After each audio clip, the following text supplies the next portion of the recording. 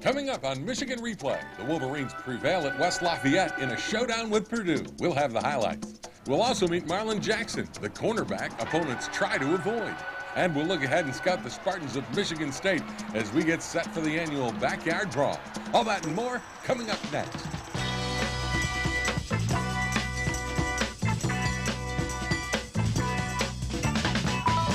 Michigan Replay with Lloyd Carr is brought to you in part by Abso Pure Water, delivering quality bottled water since 1908. By Chevrolet. Stop by your Detroit area Chevy dealers or log on to DetroitAreaChevyDealers.com. And by State Farm, providing insurance and financial services. We had great contributions from defense to kicking game, and offensively, we did enough to win. And we got room for improvement. Gentlemen, what a great year. 16-14, a great win over Purdue in West Lafayette. Tough place to win and a tough team to beat, and great job today. Well, I think you've got to give our defense credit, and we ran the football effectively, but our kicking game, Jim, I think was the best it's been all year long. Our three kickers, Troy Nienberg and Garrett Rivas and Adam Finley, all had very, very good days. Well, Saturday's game started off with the weather being a possible factor with rain, but the rain held off, the wind was still there, and they took it to you. This isn't the way you like to start, is it? No, it isn't. They're the longest run of the day from scrimmage, an 18-yard run by Jared Voigt. They got our linebacker blocked, they get a little seam in there, and they put together a very good drive. Here we're hitting the quarterback on a third down play. They get a penalty, a pass interference that leads to a first down. And then they're going to, off the play action here, hit the tight end down right in front of our safety, 1st and goal from the 5.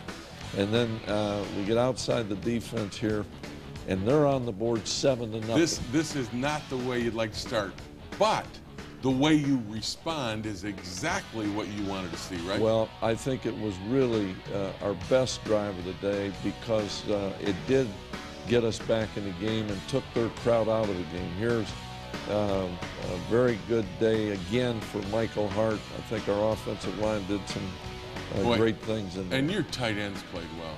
Well, it's the best day probably. Here is a great catch. You've got to appreciate he made a 180-degree turn there to catch the football. Tyler Ecker, Tim Massaquoi, both our tight ends were outstanding.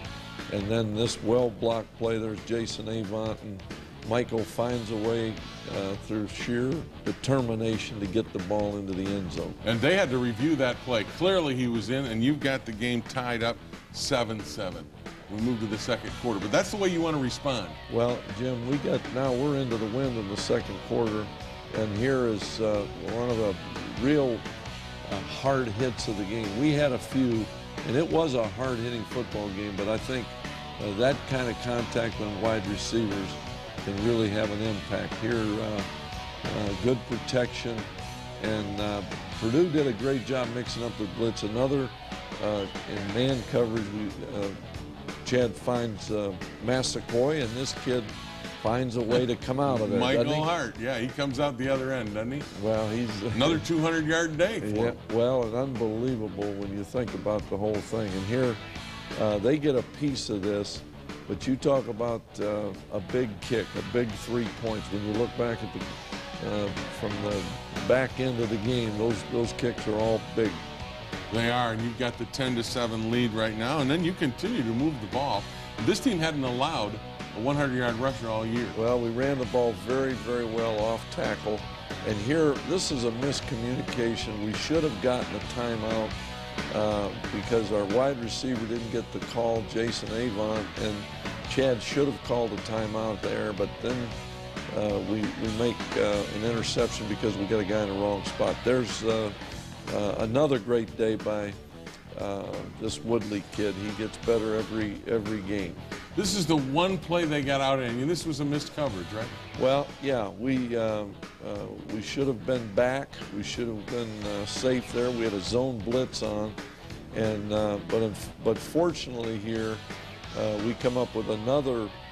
We cause a fumble here. They review it, and turn it over, but it's still a 10-yard loss, something that there's only seconds left in the half. We're just trying to keep them out of field goal range here, 3rd and 30.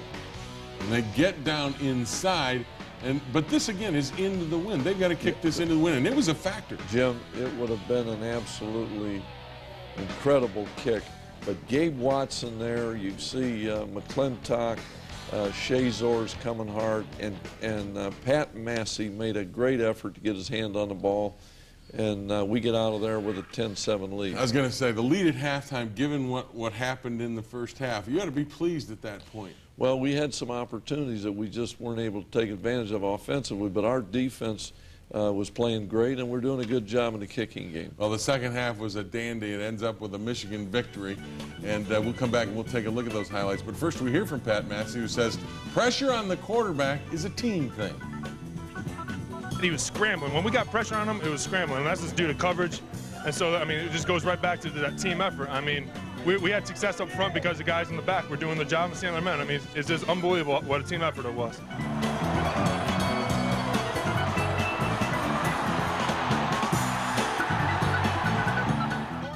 Inside the locker room. We always come out and try to shut the run down, don't let them run, but then they went to their passing game, they caught a few balls, then they came out trying to run again, so we had to stop the run again. So, you know, we just put a great package together. That's all it was. Clearly, it was a great defensive package. Opening the second half. I'd say Ernest Shazor was a little bit excited. I think there. so, wouldn't you? He played great, too. He's had a great season. Oh, he's had a brilliant season. We'll see him later in a great play at the end of the game. You chose to take the win in the fourth quarter.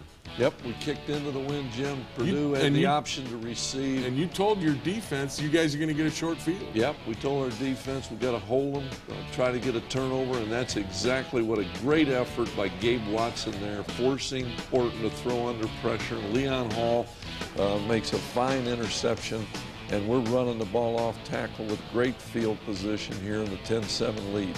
And Henny, again, hits Jason Avant. Well, he read the zone blitz there and came back to the wide side of the field and hit him for good yardage, but we stall, and there you can see the wind. You know, that wind was something. He kicked it far enough, but the wind, he should have hit it a little bit more to the right.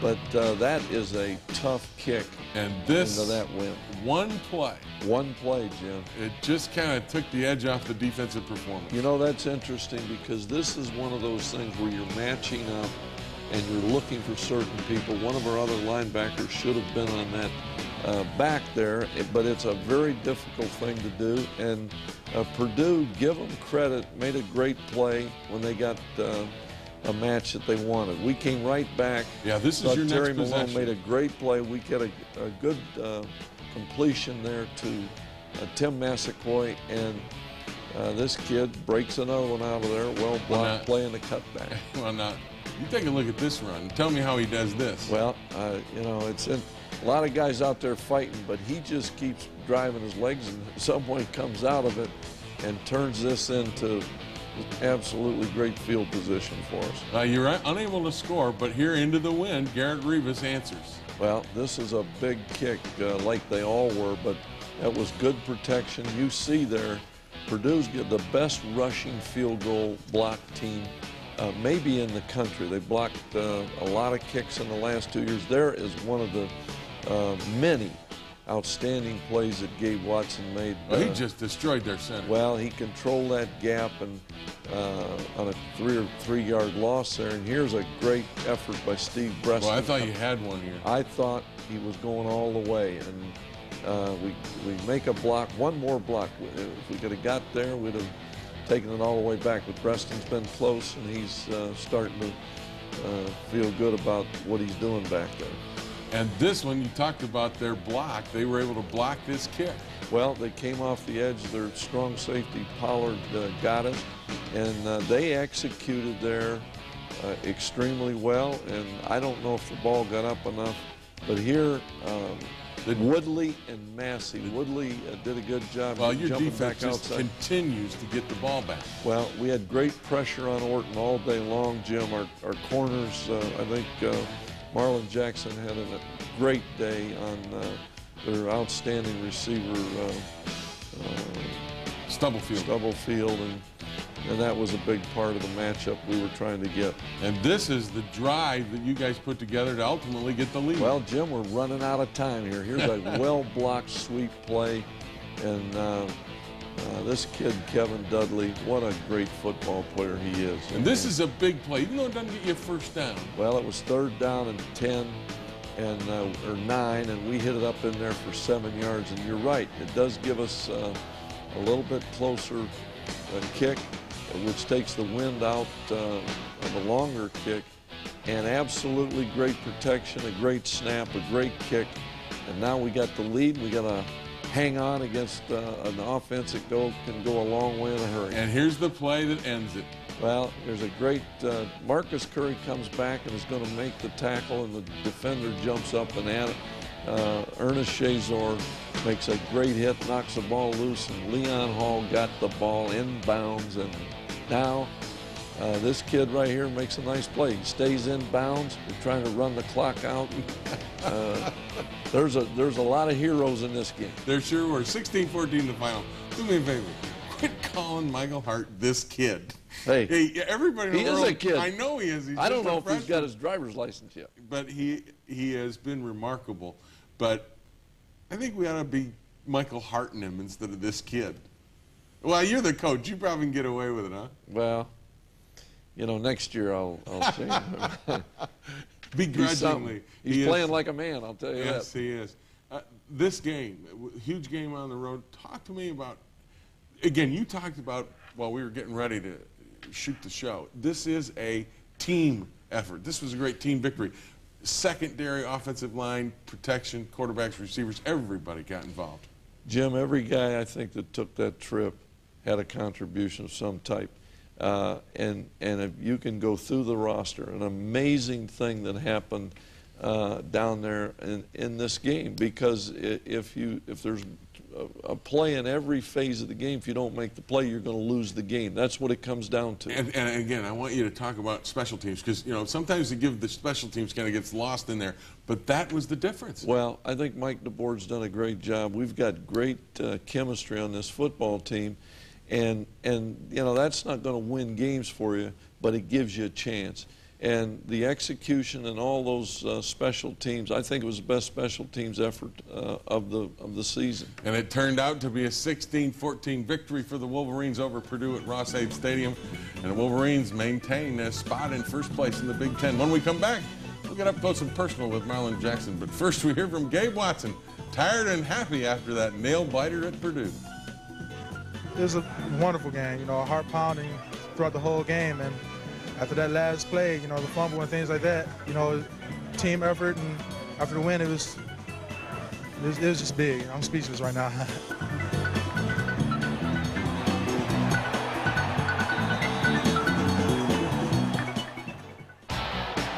Marlon Jackson is one of Michigan's best players. Last year, he took one for the team.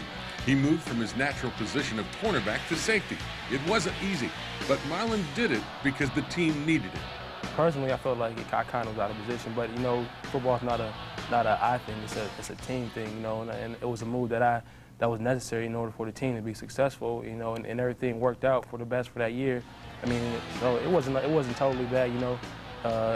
It was mentally rough and tough last year, but you know, I got over it. The team was successful. We won the Big Ten championship and went to the Rose Bowl, so you know, it all worked out. While the move was tough, Marlon learned more about the game and himself. On balance, it made him a better player and person. This year, he's back playing corner and couldn't be happier. I'm at home. I mean, in my heart, last year I was a corner. I still was a cornerback, you know, and now being able to get back there and help this team out and, by making plays and being a leader on defense is great. It's great being a senior to get to do those things.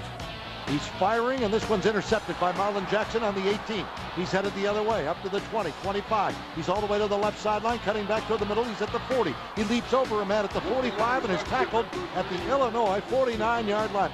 As a captain, Marlon has also become a solid leader thanks to the move and his return for his last year.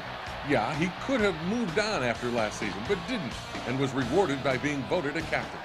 I look at it as there's too much on the line to be joking around or not to be serious. You know, you have to be focused in every practice, every game, and you know, that's kind of mentality I come out every day with. You know, that I'm not just practicing just to practice. I'm practicing in order to get better, in order to win this game on Saturday. That's what every practice is about for me. Marlon is expected to graduate next May, and while football remains in his future, he's a huge movie buff. As a matter of fact, Marlon fancies himself as a pretty fair movie critic. You know, being a critic, you know, you can't make the decision that everybody's going to like, you know. And, you know, it's been a couple movies I've seen so far, and somebody else has seen it, and they be like, no, I didn't like it. I'd be like, well, you must really don't understand and get movies. You know, you don't understand the whole plot and the theme to this movie. You didn't understand it. You didn't look deep into it. I say number one was a great movie. We just watched it when it came to Mystic River. It was so many like underlying hidden messages in that movie that you get to see if you really look at it. So many things that you can pick up on in that movie. Cornerback. I'm gonna have to watch safety, that movie. Cornerback, safety, and movie critic. Jim, Two thumbs up. Put well, your thumb up. I don't. Marlon Jackson. I don't know about movie critic, but I do know this. Imagine a guy going in there as a preseason All-American and moving to safety because his coach asked him to and told him it was for the better of this team a year ago, and then he got hurt and missed some games. Grant Bowman, I'll never forget, after the season, he said, Coach, I can't tell you what a great leader Marlon was when he was hurt. And now, today, he's a captain at Michigan, the greatest honor a Michigan football player can receive. And I think it speaks to his unselfishness and his love for the game. And I'm just delighted. And I'll tell you something. Nobody knows how good a year he's having. He's having a great year. You don't see all the statistics, but he is playing fabulous football. Speaks volumes about Marlon Jackson. When we come back, we'll scout the Spartans, but first we hear from Leon Hall, who says after a big win, letdowns are not an option. No, not especially not in this situation when we're, you know what I'm saying, we're trying to get to the Rose Bowl, win the Big Ten title. We can't, there's no room for mistakes and everything, so we're gonna have to come out and try to have a perfect game and come out to win, hopefully.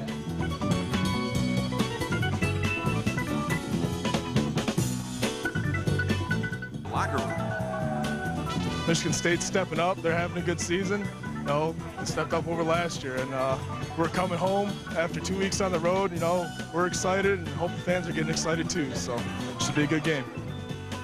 Should be a good game indeed. It always is. Michigan versus Michigan State. Every year, it's a beauty. Well, and they may be the most improved team from the beginning of the year to now as any team in the conference. Well, Jim, they got a great kicking game. Offensively, they are really rolling. And defensively, I think they've gotten better every week. One of the things about this team is, and the improvement, I think it goes, you look at the offense, the kind of numbers they put up against Minnesota, it all goes, I think, to John L. Smith putting Drew Stanton in at quarterback.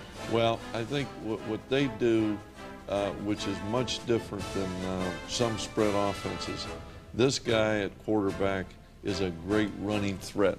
I mean, he's had some absolutely phenomenal games. And that opens up, they got a young back here, this Colcrick, who runs with power, great leverage, a big, strong, powerful guy. And that's, I can remember John L. saying a year ago that's what he was looking for, and I think that's what he has got in this kid. And you told me earlier that Jeremy Scott's just one of a number of receivers. Well, they've got as many receivers, as much depth at the receiver position as anybody, maybe in the country. Defensively, they've gotten very, very good. Vickerson, Eric Smith, and Jason Harmon are the three key guys.